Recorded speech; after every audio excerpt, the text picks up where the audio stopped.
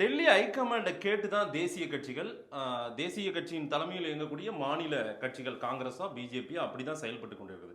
ஆனால் அண்ணாமலை டெல்லிக்கு போய் பேசி வந்த பிறகாகவும் பேசிவிட்டு அவருடைய கருத்தையெல்லாம் நான் தெரிவித்து விட்டேன் சொன்ன பிறகாகவும் இன்னும் தன்னுடைய நிலைப்பாட்டில் உறுதியா நிற்கிறாரா? அதை தான் வெளிப்படுத்துகிறாரா பத்திரிகையாளர் சந்திப்பு? அவருடைய நிலைப்பாடை மாற்ற மாட்டேன்னு பலமுறை சொல்லியிருக்கிறாரு. அதுதான் சரி, ஒரு தலைவருக்கு அதுதான் அழகு, அப்படிதான் இருக்கணும். அதுல மாற்றுறதுக்கான ஒரு தப்பான நிலைப்பாடு அவர் ஒன்றும் எடுக்கலையே.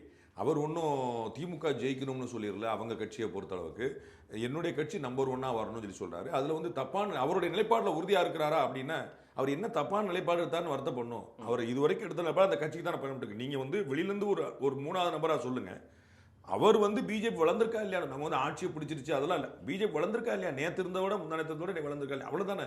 அப்போ அவர் அந்த கட்சிக்கு செய்ய வேண்டிய கடமை செஞ்சுட்டு தானே இருக்கிறார். அதில் நீங்கள் தப்பு சொல்றக்கோ அந்த நிலைப்பாட்டில் உறுதியாக இருக்காரா அப்படிங்கிறதுக்கு இருக்கு. அவர் நிலைப்பாடு சரியா இருந்தது, சரியா இருக்குது, சரியா இருக்கும்.